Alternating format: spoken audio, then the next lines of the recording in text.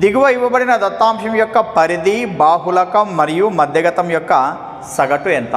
పరిధి, బాహుళకం, మధ్యగతం అన్నాడు. వాటి యొక్క సగటు అంటాం మళ్ళా, అంటే ఈ విషయాలు మొత్తం అన్నీ కూడా.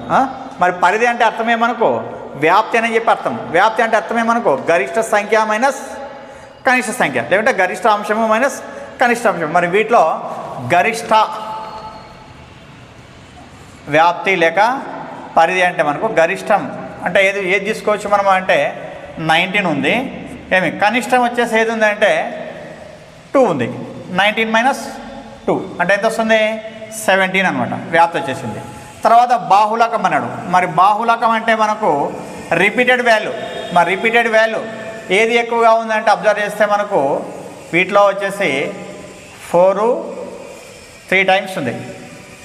ఓకే, 9 2 టైమ్స్ ఉంది. 9 2 టైమ్స్ ఉంది. 4 వచ్చేసి 3 టైమ్స్ ఉంది. కాబట్టి బాహుళకం ఏం చేయొచ్చు మనము 4 అని చెప్పి రాసుకోవచ్చు. వ్యాప్తి, బాహుళకం, తర్వాత మధ్యగతం అన్నాడు. మరి మధ్యగతం అంటే మళ్ళీ ఏం చేయాలి మనం? ఇప్పుడు వీటిని ఆర్డర్ వైజ్ రాసుకోవాలి. మనం ఆర్డర్ వైజ్ రాసుకోవాలంటే ఫస్ట్ లీస్ట్ ఏముంది? 2 ఉంది. నెక్స్ట్ ఆ తర్వాత 3 వచ్చేసి ఎన్ని టైమ్స్ ఉందంటే 2 టైమ్స్ ఉంది. కాబట్టి 3, 3 రాస్తా. ఏమి నెక్స్ట్ వచ్చేసి 4 వచ్చేసి ఎన్ని టైమ్స్? 3 టైమ్స్ ఉంది. కాబట్టి 4 రాసుకుంటా. 3 టైమ్స్ 4 రాసిన. నెక్స్ట్ ఆ తర్వాత 5 వచ్చేసి 1 టైం ఉంది. ఓకే, నెక్స్ట్ 6 వచ్చేసి కూడా ఓన్లీ 1 టైం ఉంది. నెక్స్ట్ ఆ తర్వాత 7 లేదు. నెక్స్ట్ 8 1 టైం ఉంది. నెక్స్ట్ 9 వచ్చేసి 2 టైమ్స్ ఉంది. ఓకే, 9 2 టైమ్స్ రాసుకుంటా. నెక్స్ట్ 9 2 టైమ్స్ రాసుకున్న తర్వాత ఏదుందంటే 10 1 టైం ఉంది. 10 1 టైము. నెక్స్ట్ 11 1 టైం ఉంది. ఆ తర్వాత 12 లేదు. నెక్స్ట్ వచ్చేసి ఏది ఉంది? 15 ఉంది. 15. నెక్స్ట్ వచ్చేసేది 19 ఉంది.